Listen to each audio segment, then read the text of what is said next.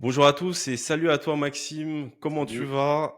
ça va très bien et toi? Heu, Ça va super. Écoute, comme d'habitude, ça sera la deuxième session, du podcast Zéro Bullshit Ads. Ouais, Le but et le principe, comme d'habitude, c'est d'envoyer de la valeur. Qu'est-ce que tu as appris cette semaine? Tu ouais, vois? bah, en tout En cas, j'ai termes de media buying, en ouais, termes de créatif publicitaire, en termes de tracking, en termes de business en général. Mais tout ce qui est acquisition client, on veut savoir, tu vois, surtout que toi, tu es très orienté créa, tu es très orienté e-commerce. On veut savoir ce que tu as appris. Et moi, évidemment, je partagerai mes apprentissages métiers et comme les trucs que j'ai pu lire par-ci par-là. OK, OK, top. Ouais, on peut faire ça. Moi, j'ai 2-3 grosses valeurs à apporter, notamment en termes de media buying créa, donc Meta. C'est un p on va dire que c'est des case studies que j'ai eu en ce moment et Hmm, à parler un peu de ce qui s'est passé, notamment sur des nouvelles performances qui sont apparues, notamment sur le media buying. Parce mhm, qu'il y a beaucoup, ça va très vite et c'est vrai qu'il y a il y a, on va dire, un nouveau phénomène qu'on voit et normalement, enfin, c'est apparu avec Andromeda, pardon, notamment sur la répétition. En fait, la répétition dans le media buying, en fait, hmm, c'est une métrique très, très, très importante et notamment sur Andromeda. En hmm. fait, il y a peu de gens, notamment peu de média buyers qui prennent ça en compte. En fait, la répétition, ça va nous permettre de savoir quel créa est top of funnel, middle of funnel, bottom of funnel. Et en fait, ça change tout. En fait, ça change tout pourquoi? Parce qu'en fait, il y a beaucoup de média buyers qui faisaient des erreurs, notamment qui coupaient des créas qui n'étaient pas rentables. Hmm, Et sauf que ces créas-là, elles étaient en top of funnel et hmm. elles servaient à amener toutes les autres créas. Donc la répétition, très, très, très important.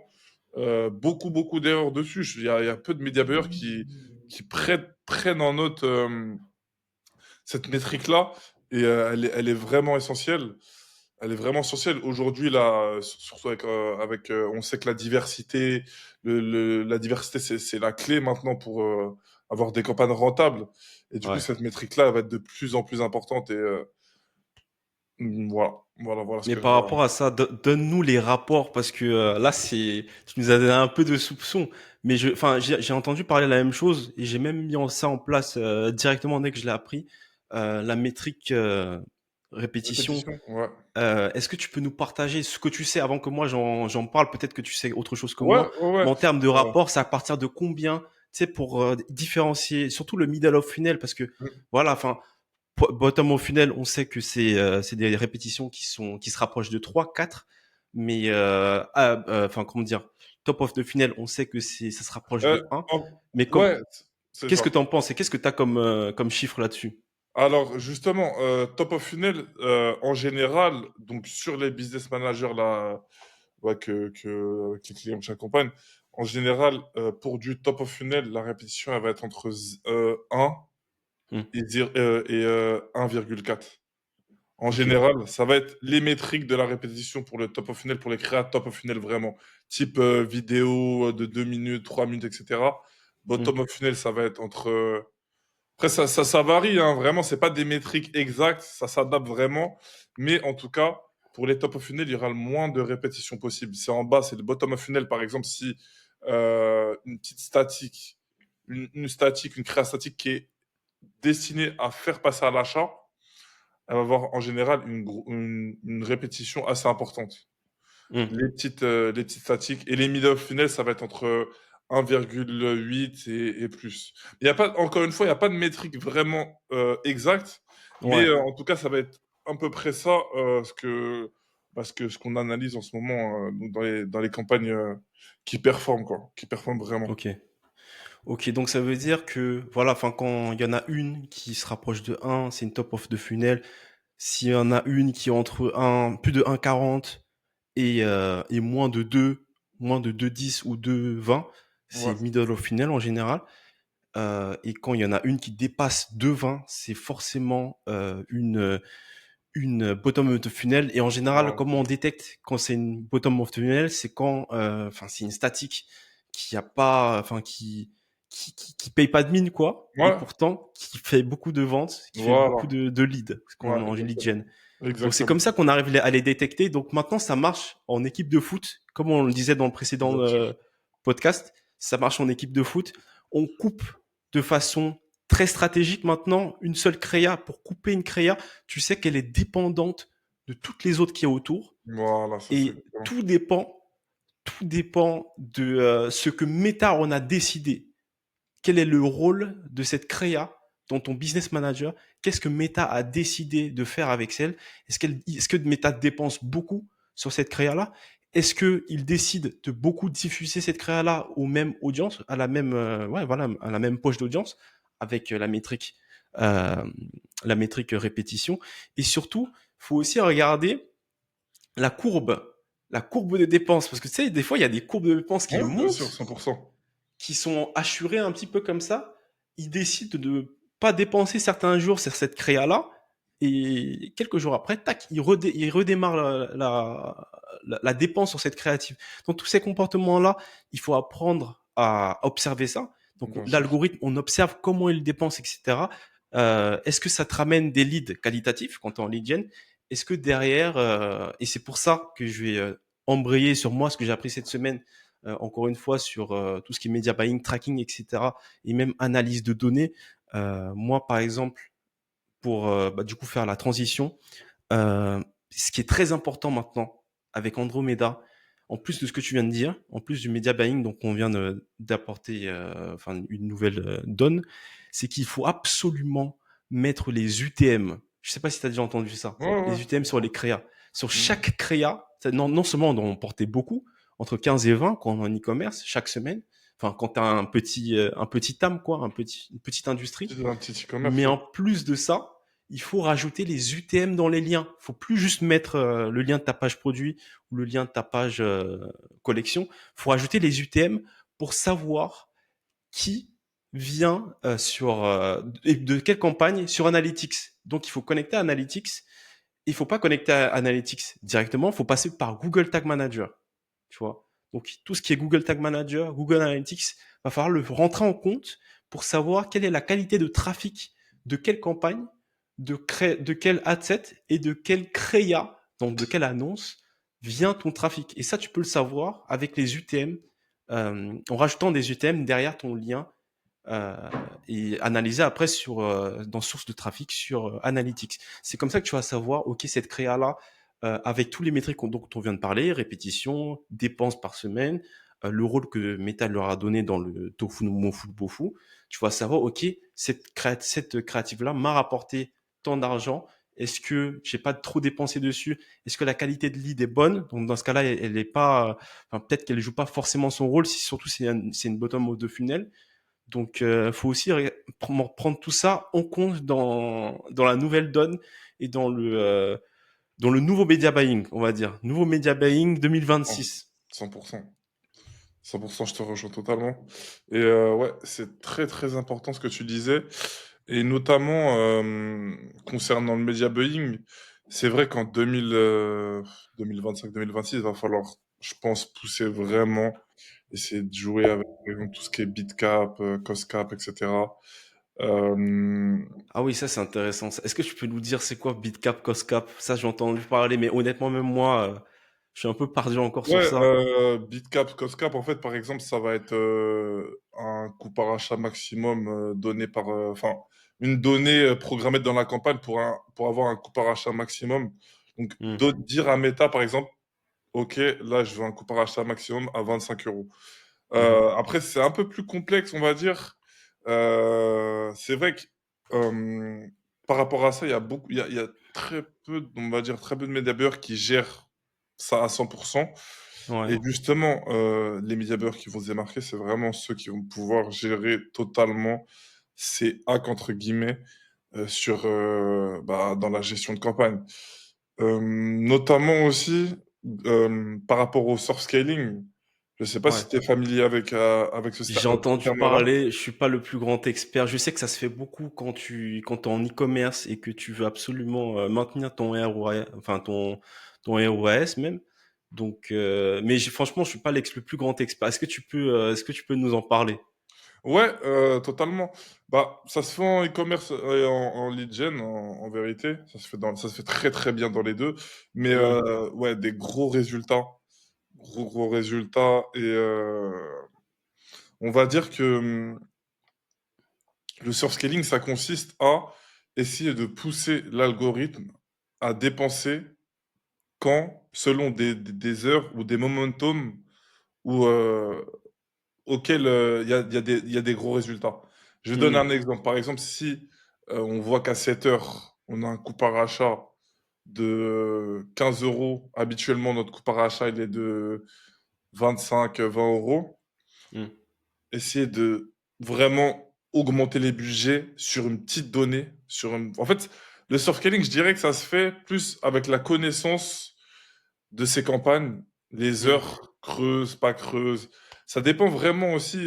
Ça se fait. Je dirais que c'est plus en deuxième étape dans le sens où il va falloir savoir connaître aussi les moments où il y a du lead, il y a de la vente hmm. et les moments creux. Et donc jouer avec les budgets justement parce qu'en général, que ce soit e-commerce ou lead gen, il y a toujours des moments, par exemple, quand on analyse, où par exemple, de 7 heures à 9 heures, il y a vraiment beaucoup de conversions, beaucoup d'achats, beaucoup de leads qui tombent. Et par exemple, de 9 heures à midi, en général, il y en a pas beaucoup. Hmm. Il y a beaucoup de... Ça, c'est vraiment dans l'analyse, mais c'est important quand on dépense vraiment des sommes. On peut pas se permettre enfin, de... Par exemple, quelqu'un qui dépense Ouais, plus de... tu vas dans le Ouais, précis, quoi. dans les détails, quoi, dans les détails pour pouvoir Hmm. justement pallier et justement maximiser chaque euro dépensé, quoi. Et ouais, du coup, par rapport à ça, des gros résultats sur scaling. Euh, je sais qu'il y a beaucoup de gens, enfin, actuellement, il y a un certain nombre de gens qui le font. Et ouais, des gros résultats, mais ça passe par une connaissance de son shop, de ses momentum, de ses heures d'achat, de ses audiences, Hmm. par une grosse analyse, quoi. Mais en tout cas, ouais, ça m'a vraiment confirmé le fait que le surscaling, c'est très, très, très puissant, même en 2025. Et il y a quelque chose à aller chercher. Ça peut apporter des gros résultats pour quelqu'un qui dépense beaucoup. Mais après, comment l'algorithme il se comporte quand tu augmentes un peu ton coût par Bah, achat, quand tu baisses justement, un peu? ouais, C'est quoi justement. enfin, il diffuse plus, il fait plus d'exploration, il Ju- dépense un peu plus sur tes créas. Comment ça se passe? En fait, si tu veux, quand alors, tu fais ça, j'imagine que il faut déjà que tu t'es déjà beaucoup dépensé depuis longtemps sur ouais. Meta, que tu Bien sais sûr, que comment le marché fonctionne habituellement. bien sûr, bien sûr. Donc, comment ça se comporte en général, ça?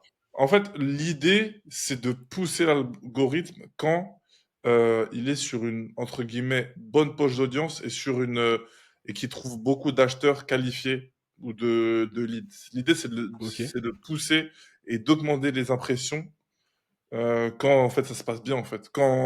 Et après, descendre quand ça commence à se calmer, en général. Il y a pas Ok. de, en fait, il y a pas, je dirais qu'il n'y a pas de données précises. Il n'y a pas de données précises. Ouais. En fait, on ne peut pas vraiment savoir si le surskilling va fonctionner. C'est plus avec une étude vraiment approfondie semaine par semaine. Si au Ouais, c'est ça final, que je me dis. ouais, ouais, bien sûr, il n'y a pas de données précises. En fait, on essaie juste de donner. En fait, le but vraiment, moi, ce que je dis à chaque fois dans le media buying, c'est on peut pas se battre avec l'algorithme. Moi, je pense que c'est pas possible de se battre avec l'algorithme. Le mieux, c'est de donner ce que veut l'algorithme. En gros, quand l'algorithme veut beaucoup de créa, de la diversité, on lui donne. En fait, l'idée, c'est de tout donner à l'algorithme Hmm. pour que Ouais. lui, bah, on puisse avoir derrière espérer les meilleurs résultats. Et ça vient dans cette logique-là, puisque quand on augmente le budget, en fait, ça donne un signal à ta campagne et à l'algorithme, Mhm. comme quoi, là, on est rentable. On est rentable. Ça se passe plutôt bien entre ces heures-là et ces heures-là. J'augmente. je descends. En général, ce qui se passe, c'est quand on descend le budget, il y a un signal, enfin, ça fait un signal, du coup, directement, Meta sait qu'il y a un descaling, et après, au niveau de la diffusion, etc., ça va être enfin, il y aura ça va changer la diffusion, mais du coup, c'est ça l'idée, en fait, c'est de pousser l'algorithme quand il faut, et de baisser l'algorithme, donc baisser les dépenses quand il faut aussi. Ça va être ça l'idée. Ah, ça nécessite vraiment, faut que tu observes exactement. En fait, si tu veux, faut aller dans la partie courbe, tu sais, la partie graphique là sur Meta, voir Ouais, comment, enfin, faut vraiment étudier le truc. Et c'est là où le media buying est important. C'est pas juste lancer une campagne, lancer des bonnes créas et attendre comme ça. C'est vraiment bien observer, bien comprendre le phénomène du marché, si tu as un client, bien passer du temps, du coup, à observer comment l'algorithme réagit en dépensant depuis quelques semaines. Tu fais des études comme ça. Après, tu sais, c'est pour l'instant tout ce qui est surf scaling et tout. J'ai pas l'impression que ça devient, comment dire, c'est pas une science exacte, tu ouais, vois. ouais, bien sûr, C'est bien quelque chose sûr. que tu observes, c'est un ressenti, c'est c'est vraiment des suppositions qu'on a. Donc, enfin, quand tu dépenses, ça marche, d'accord, tu dis, ok, l'algorithme, c'est un peu comme sur Google Ads, hein, en soi, hein. Je peux faire le parallèle avec Google Ads. Quand Performance Max était une boîte noire à l'époque, là, ça l'est moins, on a accès à beaucoup plus de données d'analyse. Bah, du coup, tu pouvais, enfin, être dans les suppositions. Maintenant, tu sais où est-ce que l'algorithme dépense, dans quel canal, sur quelle audience. Euh, Là, tu sais un petit peu comment ça fonctionne. Sauf que sur Meta, comme il n'y a pas d'audience préenregistrée comme ça existe sur Google, comme il n'y a pas de, enfin, surtout avec la SC+, où tu mets juste l'âge, où tu mets juste uniquement des suggestions d'audience. Et encore, il y a beaucoup de média buyers qui déconseillent de mettre des suggestions d'audience pour que ça, enfin, que l'algorithme ait beaucoup de liberté. Mais voilà, enfin moi en tout cas, je reste très conservateur. Tu vois, je fais pas fondamentalement, enfin pardon, je fais pas confiance totalement à l'algorithme. Je fais très attention parce que sur cette semaine là justement, ça m'est arrivé. Genre sur le compte d'un client, je suis en ASC+, tu vois, que de l'ASC+. Vraiment, je respecte. Il y a des créas, il y a des vidéos, il y a des images statiques, il y a même des carousels, il y a de la diversité. Mais le problème, c'est que je vois qu'il y a, sur quelques jours, mon CPL, il double, voire il triple, tu vois. Il double, fois au moins 2,5.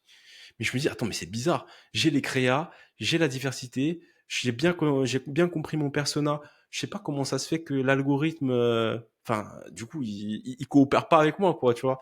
Et je me dis, c'est bizarre. Donc, je vais dans la partie rapport, là, sur Meta, tu vois, là où personne va jamais. Tout le monde est dans campagne, tout le monde est dans la partie tracking, mais personne n'est dans les rapports. Du coup, je me rends dans rapport, je trie par segment, et dans les segments, je vois que l'algo a décidé sur les 3 derniers jours de non plus dépenser sur ma tranche d'âge où mon persona est habituellement, où j'ai l'habitude de dépenser. Et encore une fois, hein, je suis en ASC+, je suis complètement confiance à l'algorithme. Je vois qu'il va dépenser au-delà de 65 plus. 65 ans et plus, alors que mon Ouais, persona, il est entre 20 et 31 ans, tu vois. ouais, Et donc là, je vois que depuis 3 jours, il dépense autant. Donc, c'est-à-dire qu'il fait de l'exploration, il se déplace, il fait non seulement dans les poches d'audience, en termes d'intérêt, en termes de creative targeting, mais en plus, il va dépenser dans les mecs, enfin, dans les personnes qui sont pas du tout dans ouais, mes personas. ouais. Certes, c'est du creative targeting, mais si les mecs, enfin, si les personnes de plus de 65 ans sont très intéressés par tes créas, surtout vidéo, tu veux pas que l'algorithme a exploré vers ces gens-là, tu vois. Donc finalement, c'est Ouais. biaisé. Donc quand tu perds du contrôle, évidemment, l'algorithme est plus intelligent que moi, il n'y a pas de problème. Mais au bout d'un moment, quand il dérive, faut le ramener à la réalité. Et quand ça arrive, ça, tu vas dans ton petit asset, tu changes l'audience, tu changes l'âge dans l'audience et tu lui forces à revenir dans là où tu as l'habitude de faire des achats, quoi, là où tu as l'habitude de faire des ventes. Donc, c'est-à-dire entre 20 et je sais plus c'est quoi la tranche d'âge prédéfinie, mais en tout cas, moi, mon personnage, c'est entre 20 et 31, 32 ans. Donc Ouais. voilà, faut pas vraiment faire totalement confiance à l'algorithme, faut quand même garder du contrôle en tant que média buyer, et d'où les gens qui disent que le media buying est mort, moi je mets un peu d'eau quand même dans le vin en me disant quand même il y a beaucoup d'analyses encore de notre côté, à nous en tant qu'humains. Il y a beaucoup de choses à donner à l'algorithme, et j'en parlais tout à l'heure du Google Tag Manager, du Google Analytics, la création d'audience super précise, les micro-conversions, tu vois, ajouter au panier, etc. Quand tu crées des audiences comme ça, euh, au-delà de ton ASC, je suis désolé, mais les gens qui disent uniquement de l'ASC, enfin, je suis pas foncièrement d'accord, tu vois. Faut quand même créer une campagne avec une audience ajoutée au panier ou une audience information de paiement pré-remplie. Honnêtement, ça c'est une campagne qui fonctionne très bien chez un de mes clients, tu vois. Donc, franchement, faut quand même avoir un peu de contrôle aujourd'hui. Ok, d'accord, ASC, il n'y a pas de problème, mais tu le laisses aller explorer lui, mais tu conserves ce que toi tu maîtrises, là où tu es sûr que sur l'ajout au panier, tu es sûr que tu vas mettre des créas qui sont adaptés à ton audience, qui est middle au funnel, voire bas du funnel, qui a déjà visité ton site, qui a déjà failli passer à l'action. Je suis désolé, mais ça, au moins, laissez-nous faire ça, tu vois. Donc, même si l'algorithme fait du retargeting, je suis d'accord, mais bon, voilà, tu peux quand même maîtriser ça de ton côté, à mon avis. 100%, 100%. Je suis d'accord avec toi sur le fait que c'est vrai que par exemple sur de la lead gen ou notamment de la formation, par exemple si c'est adressé aux étudiants ou à une certaine enfin, catégorie de personnes, une certaine tranche d'âge, ouais, c'est vrai que ça a son sens puisque c'est vrai que des fois, euh, l'algorithme peut t'amener vers une audience qui est un peu faussée. Parce qu'en fait, ce qui se passe des fois, c'est que peut-être que tes créatives, elles intéressaient les personnes de 65 ans, Hmm. visuellement, dans tout ce qui est Ouais, créa, c'est ça, ils mais elle n'est like, pas ils passent dédiée du à temps eux. dessus. Et Hmm. là, c'est vrai que le media buying, franchement, il peut faire un sens dans tous les cas, quand on voit que des résultats, ça chute ou ça baisse, enfin, ça chute drastiquement. En Hmm. général, faut toujours faire enfin, faut toujours mettre l'œil dessus et voir pourquoi ça a chuté, comprendre pourquoi, et après adapter au niveau de tout ça, ouais. 100%, 100%, je te rejoins. Bah ouais, c'est exactement ça, même avec le comparachat que tu disais tout à l'heure, le faire bouger, le décaler, regarder. En fait, si tu veux, il faut quand même passer du temps à observer où est-ce que enfin, sur quel créa l'algorithme dépense, comment il dépense, comment il se comporte jour après jour. Regardez vraiment la partie graphique, s'il vous plaît. Regardez la partie graphique sur Meta. Regardez les courbes de dépenses sur votre campagne, sur votre adset, sur votre créa. Regardez ce qui se passe en termes de dépenses. Où est-ce qu'il dépense? Il y a plusieurs paramètres. Enfin, vous pouvez segmenter les courbes, les graphiques en fonction de plusieurs métriques. Mais regardez ça, comprenez les tendances, tout ça, c'est encore, comment dire, c'est encore de l'ordre du ressenti, tu vois. Ah, tu fais confiance à ton instinct, mais regarde, essaie d'identifier des patterns, note-les, prends des screens. Tu dis, ok, ça, j'ai l'habitude de voir ça. Typiquement, moi, j'ai une cliente, c'est pas du Meta, mais c'est du Google Ads. Je sais que toutes les semaines, depuis que je travaille avec elle, ça fait depuis février que je travaille avec elle, toutes les semaines, elle enregistre sur son industrie aux alentours de 500 à 600 clics par semaine sur toutes les campagnes confondues sur Google Ads. Ça, je sais que s'il se passe quelque chose de bizarre sur son industrie ou sur son site internet et qu'on dépasse ces 600 clics, ça veut dire que le marché, il est en, comment dire, en trading, comment on dit les taureaux déjà en anglais. Bref, il est en run, tu sais, en taureau, quoi, comme les gens du Bitcoin disent. En full Bref, son run. marché en lui, il est en expansion, il est en croissance cette semaine-là, quand ça dépasse 600 clics. Par contre, quand il y a 300, 400, 300 clics, par exemple, cette semaine-là, c'est la semaine du Black Friday là qui vient de se terminer, je sais qu'il y a eu moins de clics. Pourquoi? Parce que tout le monde voulait, enfin, du coup, faire des achats pour Noël, normal, tu vois. Donc le marché se comporte différemment en Mm. fonction des événements de la vie, de ton Bien site sûr. internet, tu vois, il y a tout ça à comprendre, tu vois, et ça relève du ressenti personnel, du ressenti que tu ne peux avoir que si et uniquement si tu regardes les chiffres, tu regardes les courbes et que tu en Bien sûr. ressors des cohortes, tu vois. Tu vas sur Google Analytics, tu essaies de remarquer ça au moins une fois, deux fois par semaine. Tu t'assois devant l'ordi, tu regardes sur Google Analytics et sur Meta comment les choses évoluent. Et mentalement, tu vas voir que, ok, j'ai l'habitude de voir ça. Si ça se passe différemment, là, il y a un problème. Voilà. 100%, je te rejoins, c'est très intéressant ce que tu viens de dire. Hem, c'est vrai que, par exemple, je sais que enfin, la semaine du Black Friday, toutes les créas non axées sur le Black Friday, ça chute directement. C'est Mmh. peut-être les gens pendant cette période-là, s'il y a pas quelque chose lié au Black Friday, il y a une baisse en fait. Tu vois, là, les gens, en Ouais, c'est général, clair. quand ils scrollent, ils cherchent l'offre Black Friday. Si toi, derrière, tu pas une campagne centrée sur le Black Friday, bah, ça va tout de suite, je vais pas dire, il y aura tout de suite une perte de performance, on va dire. Mmh. Heu, intéressant, intéressant et j'avais une question pour toi, notamment sur Google Ads, par exemple. Comment tu prévois tout ce qui est Black Friday, French Day et cetera, gros événements? Qu'est-ce que tu conseilles aux gens de prévoir à l'avance en setup, pour Google Ads quand il y a un gros jour comme ça? Heu, est-ce que tu aurais de la valeur à donner aux gens qui nous écoutent, qui veulent prévoir, par exemple, les fêtes de Noël qui arrivent? Je sais que Mmh. là, ce qui va se passer, surtout pour du e-commerce et pour du lead aussi, il y aura vraiment, quelque chose à préparer en amont pour pouvoir être le plus performant possible. Qu'est-ce que tu conseillerais, toi, à quelqu'un donc du coup qui veut préparer. Comment anticiper ces grosses périodes assez ciblées et gérer ces grosses périodes-là au maximum? Alors moi, aujourd'hui, je fais principalement de la lead gen. Principalement, même, en très grande majorité, j'ai un seul client en e-commerce. Mais voilà, son industrie n'est pas énorme, tu vois? Donc, moi, comment je m'y suis pris pour, préparer, ce Black Friday-là et les précédents?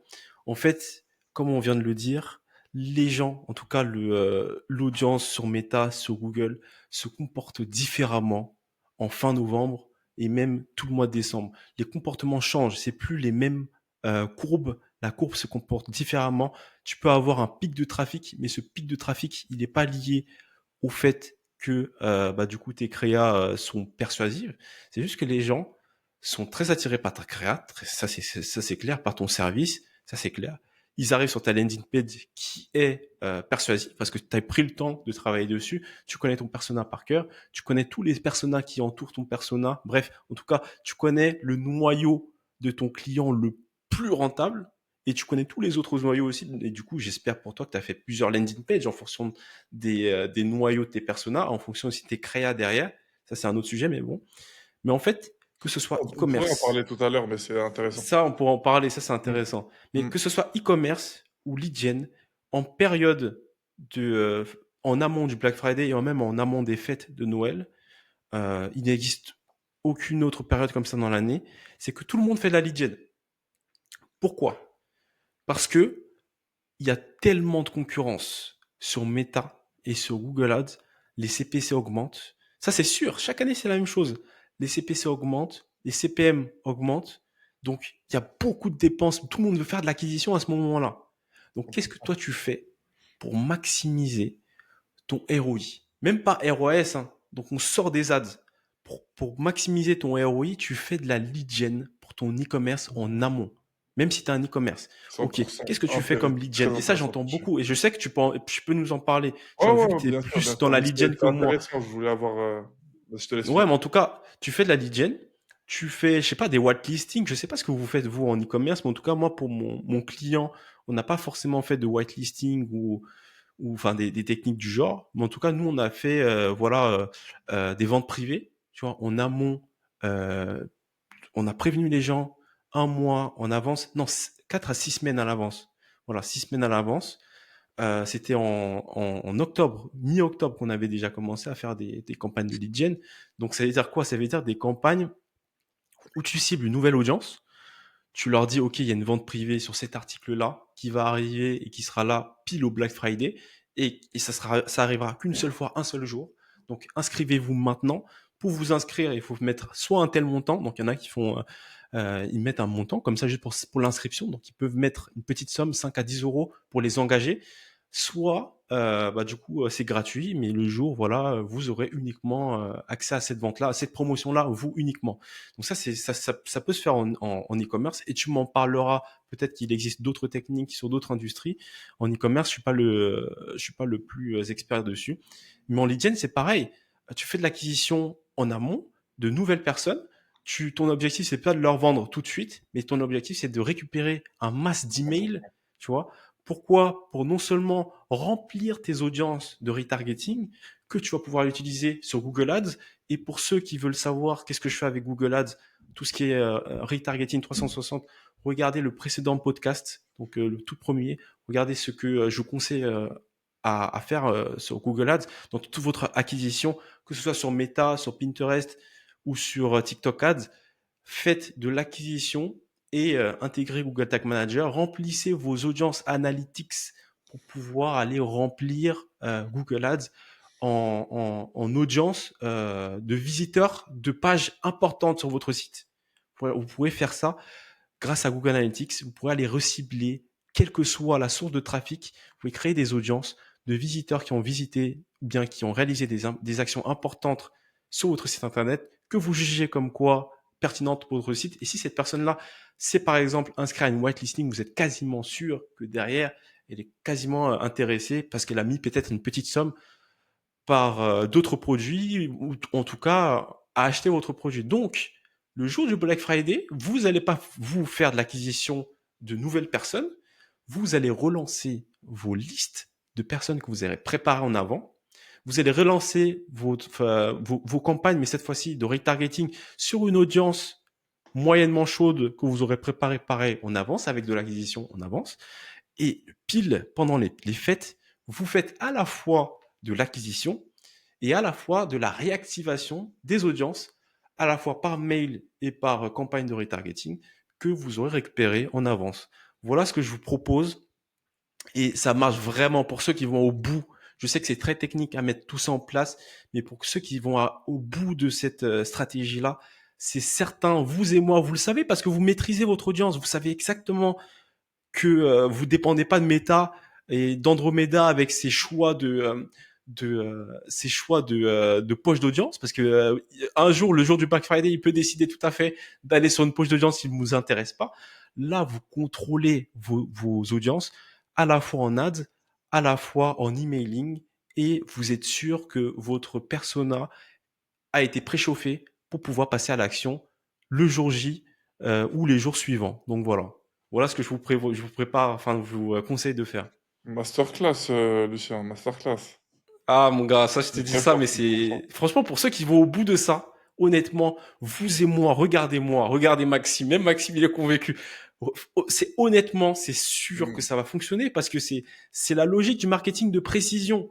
Vous vous adressez à celui qui a émis la volonté d'acheter ou passer à l'action sur votre produit ou service. C'est quasiment sûr que le jour où il peut passer à l'action et vous lui proposez du coup euh, une incitation à passer à l'action comme une réduction, c'est sûr, c'est quasiment sûr. En tout cas, vous augmentez vos chances d'avoir des gros ROI, du coup, de retour sur investissement sur vos publicités et sur votre acquisition 360. 100%. Merci, masterclass, Lucien.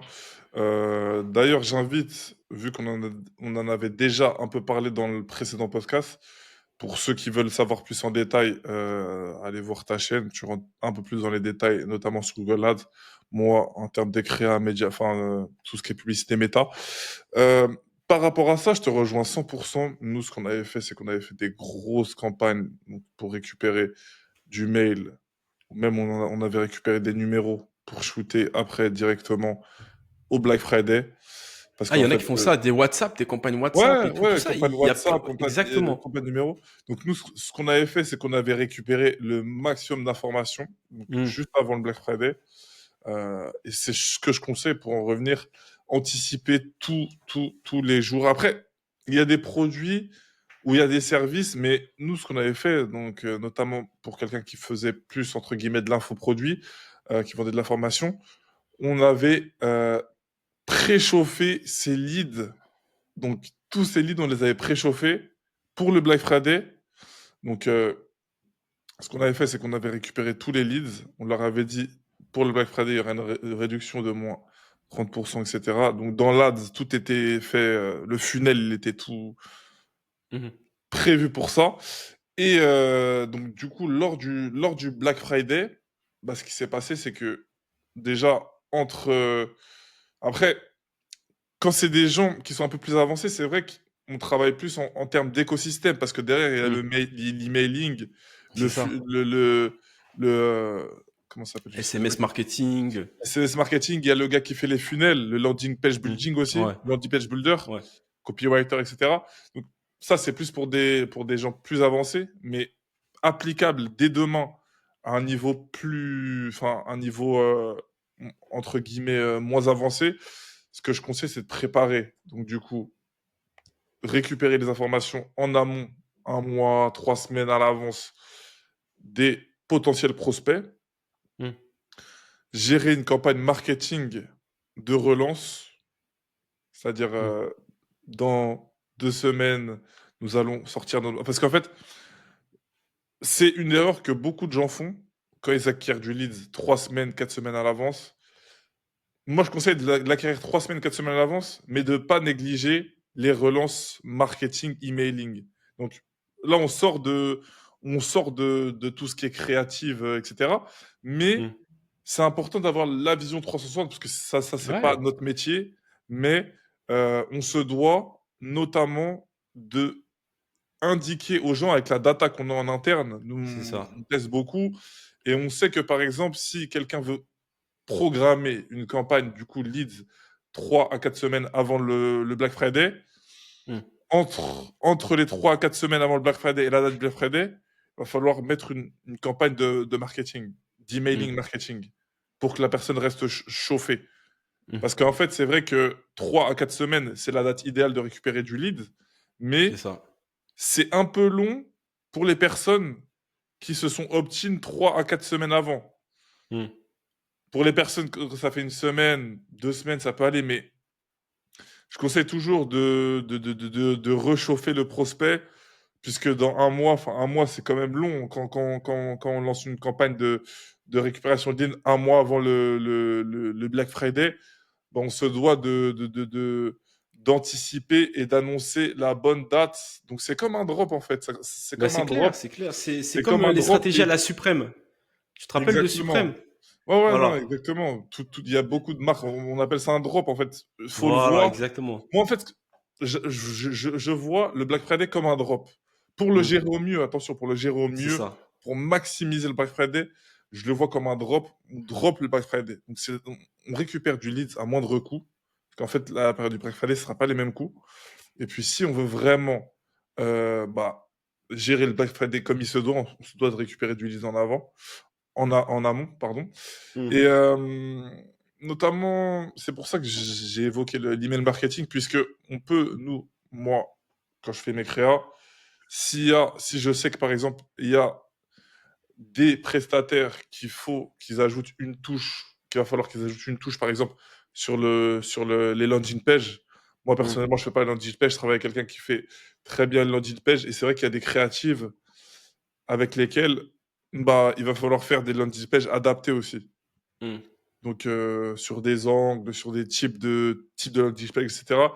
Et ça Mhm. joue beaucoup sur la campagne. Au final, ça va jouer beaucoup sur la campagne, puisque parfois, on va avoir une créative qui fonctionne super bien. Mhm. Il y a du clic, les gens sont intéressés, CTR, etc. Tout colle, Mhm. mais on perd les gens entre les deux. Parce qu'en fait, la landing page, elle est pas adaptée. Elle est pas adaptée, ouais, Et c'est du ce que tu coup, disais tout à l'heure, ouais. et du coup, justement, faut avoir une analyse dessus pour se dire, ok, là, je sais que ma créative, elle est bonne, elle Mhm. convertit pas, il y a tous les bons signaux, mais elle convertit pas. Il va falloir faire quelque chose bah, sur la landing page, quoi. Faut analyser le funnel pour pouvoir maximiser justement les résultats des créatives. C'est exactement ça. Mais par rapport à ça, je fais encore un parallèle avec Google Ads. Sur Google Ads, si vous avez un manque de pertinence entre la requête, donc un terme de recherche, sur Google. Tu vois, là, quelqu'un qui tape, par exemple, je vais pas dire t-shirt, mais je vais dire, allez, panneaux solaires photovoltaïques, Paris. Quelqu'un qui veut acheter, forcément, ou bien qui veut se rendre dans une boutique de panneaux solaires photovoltaïques, Paris. Oubliez la boutique. Imaginons que ça se vend en e-commerce. Euh, voilà, quelqu'un qui tape ça, il veut tomber sur un panneau solaire photovoltaïque et en l'occurrence, il veut que la boutique soit pas très loin. Voilà. Donc, ce qu'il fait, c'est quoi? C'est que il veut tomber, enfin, quand il arrive sur la page de recherche de Google, il veut voir l'annonce panneau solaire photovoltaïque Paris. Tu vois, vraiment pour qu'il clique un maximum dessus. T'as pas besoin de grandes techniques de copywriting hein, sur Google Ads. Vraiment, dans le réseau de recherche, quand tu es pertinent avec la requête, avec l'annonce et avec la landing page derrière, parce qu'il faudrait aussi que sur ta landing page, il y ait quelque chose qui réponde à ça. Tu vois, panneau solaire photovoltaïque Paris, faut que tu aies la même chose sur ta landing page. Comme ça, tu maximises le OK, je suis au bon endroit. OK, je suis au bon endroit. OK, je suis au bon endroit. Il dit 100%. ça une fois qu'il voit ton annonce, une fois qu'il voit ta landing page.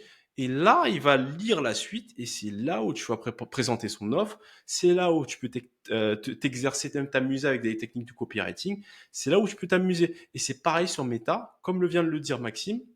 Si ta créa, elle est magnifique, le mec, il est choqué. Il dit, wow, putain, c'est exactement ce qu'il me faut. En plus, je savais pas que ça fonctionnait comme ça. Mais grâce à cette créa vidéo-là, ça m'a tellement storytellé. J'ai kiffé. C'est pile moi. Il parle de moi, là. C'est mon problème. J'ai envie d'acheter ça. Il arrive sur ta fiche produit. Il voit tes photos, elles sont il voit que tu réponds pas forcément du coup, à sa problématique, ce qu'il a vu par rapport à la créa. Si il voit qu'il y a ce manque de pertinence là, c'est la même chose sur Google Ads. Ça va manquer de pertinence et là, ça va faire baisser votre taux de conversion. 100%, 100%, c'est intéressant ce que tu dis. Et justement, pour en revenir, c'est plus pour justement analyse. C'est plus en fait, ça revient un peu à ce qu'on disait au début, c'est plus par rapport à l'analyse. Et c'est très très important. On sait que bah, justement pour pouvoir prendre les bonnes décisions, savoir ce qu'il faut créer, savoir ce qu'il faut donner, ça passe par une grosse analyse du coup. Ouais, c'est clair. Il y a une dernière chose dont on n'a pas parlé, parce que beaucoup de gens qui nous écoutent voudront tester cette stratégie-là, multicanal, voilà, de remplissage des audiences sur Google Analytics, etc. Mais ce que vous oubliez, c'est le tracking. Le tracking, quand vous n'êtes pas en CAPI, quand vous n'êtes pas aussi en server-side, attention, parce que si vous n'êtes pas en server-side et si vous êtes uniquement sur un tracking basique avec l'event manager, tu sais, le petit event manager là pour créer des conversions, là, des actions de conversion sur le site. Si vous êtes sur un truc basique comme ça et que vous n'avez pas le server-side, qu'est-ce qui va se passer? En termes d'attribution, Meta ne retient les cookies que 7 jours. Au-delà des 7 jours, vous qui aurez connecté votre Google Tag Manager, connecterez votre Google Analytics, et vous qui voudrez préparer pas, pas seulement le Black Friday, mais une grosse période, et que vous n'êtes pas en server-side, ce qui se passe derrière, c'est que vous allez remplir vos audiences, mais elles vont toutes s'effacer au bout de 7 jours. Et c'est pareil sur Google, parce que sur Google, quand vous dépensez une très petite somme et que vous êtes uniquement sur 7 jours, les campagnes du coup de retargeting, si vous en avez, ne vont pas diffuser suffisamment longtemps, elles vont pas suffisamment apprendre, et finalement, vous allez vous retrouver dans le pétrin parce que vous n'êtes pas en server-side. Je sais que le server-side, c'est très technique. Par contre, c'est pas cher. Je sais que c'est pas cher. Il y a des acteurs externes à Google Tag Manager qui peuvent vous permettre. Je crois qu'il y en a un qui fait ça. Je sais plus comment il s'appelle. Il y a un acteur un outil que vous pouvez payer. C'est aux alentours de 80-90 euros par mois. Vous pouvez avoir un server-side où vous avez vos propres données que vous conservez pour vous. Donc les données que vous pouvez conserver plus d'un an, même si vous voulez. Enfin, je sais plus si c'est un an ou pas. Mais en tout cas, vous conservez les données suffisamment longtemps. Des idées que vous allez réutiliser. Donc si vous n'avez pas de server-side ou si vous n'avez pas un client qui a un server-side, vous pourrez très difficilement appliquer les stratégies dont on a parlé précédemment. Vous pouvez faire par contre des campagnes de lead gen, ça, quel que soit votre setup tracking, vous pouvez le faire, des campagnes de lead gen, vous pouvez récupérer des leads, même si vous mettez dans un fichier Google Sheet, tant que vous avez le fichier, que vous pouvez le réimporter dans n'importe quelle régie publicitaire, vous pouvez les réutiliser. Mais par contre, en ce qui est audience in-app, in-platform, en termes d'audience que vous récupérez sur Google Analytics, il vous faut un server-side. Ça, c'est un petit warning par rapport à ce qu'on s'est dit tout à l'heure. 100%, Voilà. 100%, ouais, bien sûr. C'est vrai que le tracking, bah, on va dire que c'est sans tracking, en fait, on va nulle part. J'ai envie de te dire, ça va être vraiment ce qu'il faut fixer dès le début, puisque après, sans tracking, c'est Ah, mais sûr. c'est pour ça que le media buying n'est pas vraiment mort. Enfin, c'est mort dans un sens où c'est plus un cliqueur, c'est plus un allumeur de campagne, c'est plus un, tu vois, c'est plus un mec qui Mm. fait les choses basiquement. C'est quelqu'un qui va vraiment beaucoup plus loin Bien sûr. que et qui doit aussi inclure les créas, évidemment, les créas statiques, y compris les vidéos dans son. Enfin, s'il veut aller loin, ça dépend de son industrie. Mais c'est pour ça que vraiment, enfin, faut s'étendre, faut aller au-delà de Meta. Si vous êtes uniquement sur Meta, faut aller sur du Google Ads, faut maîtriser Google Tag Manager, faut savoir éventuellement faire du tracking server-side si vous êtes média buyer freelance et que vous voulez des clients qui ont du budget et qui peuvent se permettre de payer ça. Donc media buying, mais media buying avec beaucoup de précision technique qui ne s'apprennent plus à l'école. Tu vois, vraiment le niveau où on attend un media buyer aujourd'hui, il n'y a aucune école supérieure qui apprend ça aujourd'hui. Il n'y Non. a aucune formation. Il y a uniquement vous, votre guitare et votre couteau, comme dirait Nino. Il y a uniquement vous qui pouvez apprendre à faire ça et l'implémenter. Parce que là, on est dans le tout nouveau. Peut-être les formations dessus vont arriver dans 3 ans, mais dans 3 ans, devinez quoi, ça sera trop tard.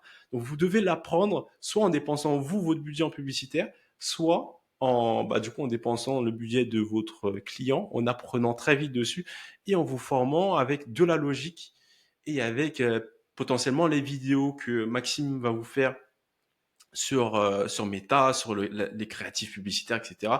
Ou les vidéos que je prévois de faire sur tout ce dont on vient d'aborder aujourd'hui. Mais les vidéos, elles vont pas sortir tout de suite.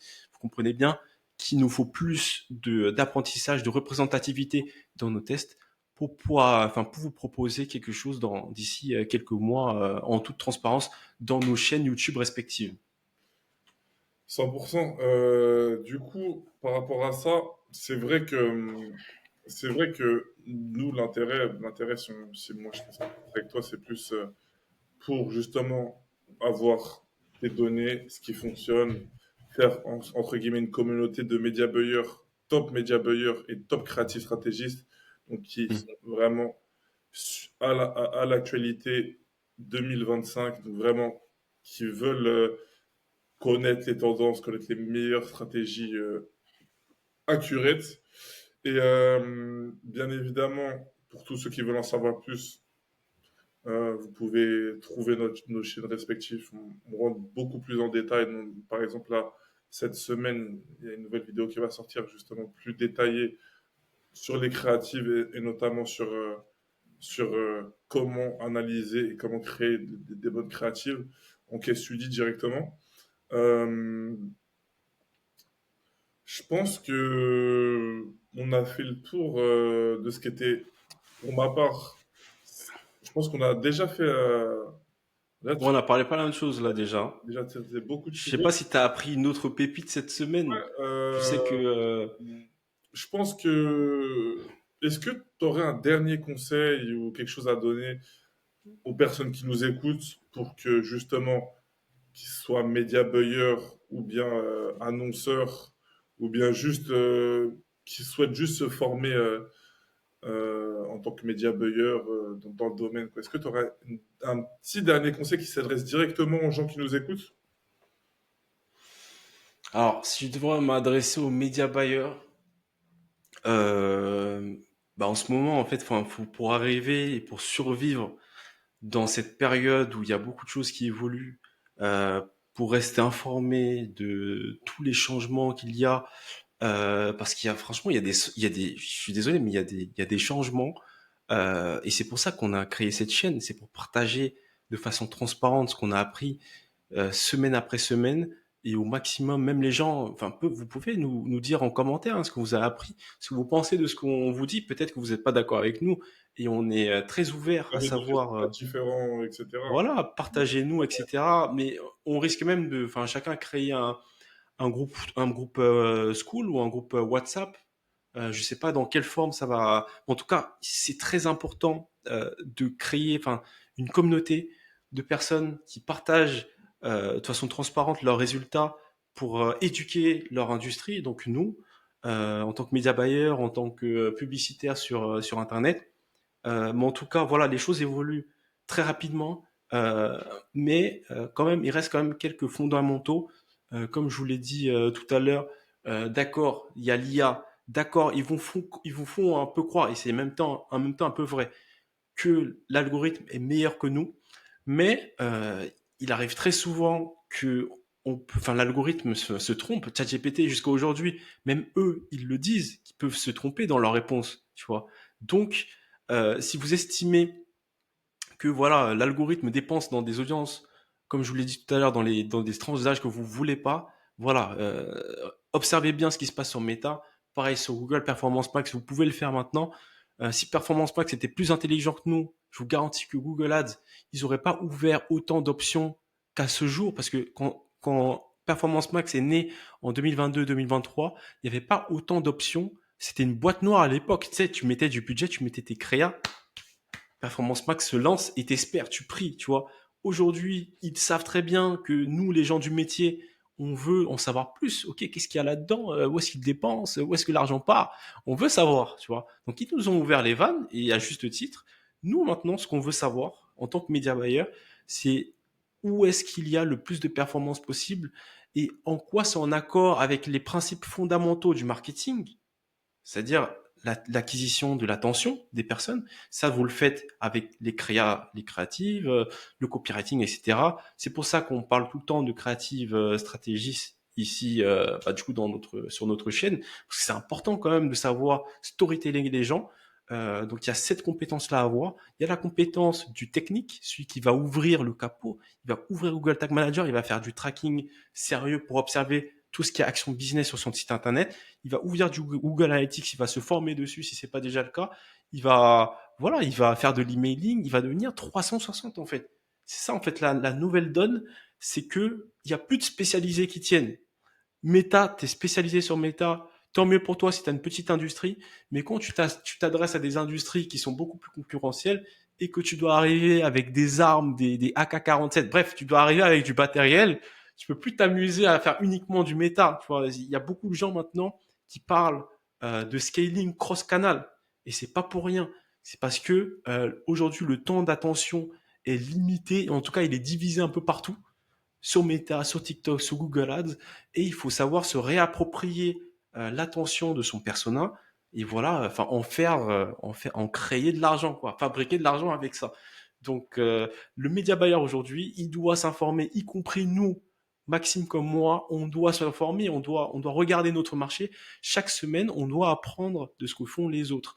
Donc ça, c'est le dernier conseil que j'ai à donner. Observer, enfin en tout cas, créer des communautés entre vous, partagez les dernières informations enfin, que vous avez appris chaque semaine, etc. Et de façon transparente, parce que ça sert à rien de cacher. Si vous avez une information, vaut mieux la partager parce que les autres personnes, ils ont peut-être appris autre chose que vous pouvez aussi leur partager. Donc Bien sûr. c'est l'intérêt de la transparence et c'est ça que j'ai à dire en mot de la fin. Et toi, t'as quoi à nous dire? Qu'est-ce que tu as à dire à ceux qui nous écoutent? Alors, pour tous ceux qui nous écoutent, ce que j'ai à dire, c'est déjà suivez la chaîne. Notre but, c'est vraiment de documenter. Donc, documenter tout ce qui se passe. On va apporter toute la valeur possible, sans filtre, accurate, qu'on a déjà testé en amont et qui nous ont donné les meilleurs résultats. Du coup, suivez la chaîne. Euh, je re- Pour moi, tu as tout dit. Je pense qu'en 2025, média buyer, annonceur, peu importe, dans toute l'industrie, il va falloir développer d'autres compétences et être vraiment. Voilà, qu'est-ce que tu as à donner encore comme dernier conseil pour les gens qui nous écoutent? Alors, pour les gens qui nous écoutent, du coup, un dernier conseil, vraiment, ce que je vous conseille, c'est déjà en premier, abonnez-vous. Donc, le but, ça va être vraiment de donner le plus de valeur possible, des données accurate qu'on a au sein, par exemple, des comptes que toi tu utilises, enfin, que tu gères en interne chez toi, Lucien et moi aussi, d'essayer de faire une communauté de top média buyers francophones où en fait, je pense vraiment que à plusieurs, on se, enfin, plus en fait, dans notre marché, je pense, plus on a de data, plus on est performant. Et vraiment, je pense que récupérer des infos par-ci par-là, comme par exemple les vidéos que tu produis, les vidéos que je produis, d'autres chaînes qui le font très très bien. Je pense à The Valère qui donne beaucoup beaucoup d'infos.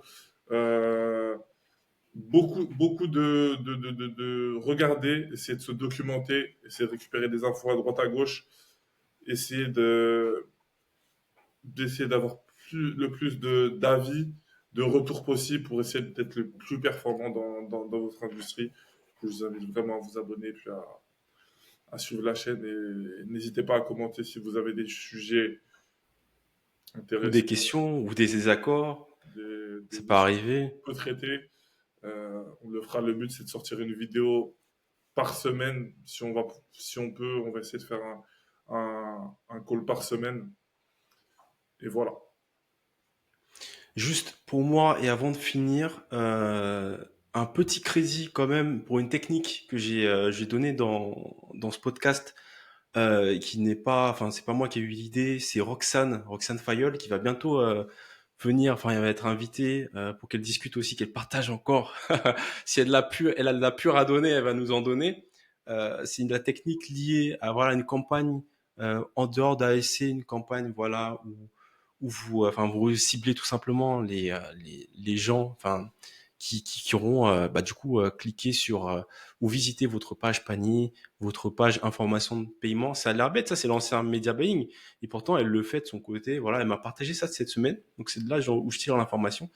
Mais voilà, elle fait ça de son côté en plus de la SC, et ça fonctionne très bien. Mhm. Donc petit crédit à elle. J'espère qu'elle pourra venir. D'ailleurs, je l'ai déjà invité. Peut-être elle pourra venir au prochain podcast ou les prochains qui sont à venir. Elle est très occupée en ce moment. Mais en tout cas, voilà, petit crédit à elle. Et voilà, encore une fois, vous voyez que même moi, voilà, j'apprends des autres. Donc encore une fois, abonnez-vous, c'est le principe. Commentez si vous avez des accords, vous avez des choses à rajouter. Et puis voilà, on va plutôt vous laisser sur cette bonne note de fin. Merci à toi Maxime, Merci à toi, Lucien, et puis à la prochaine, la semaine prochaine. et à la prochaine. Merci. Stop.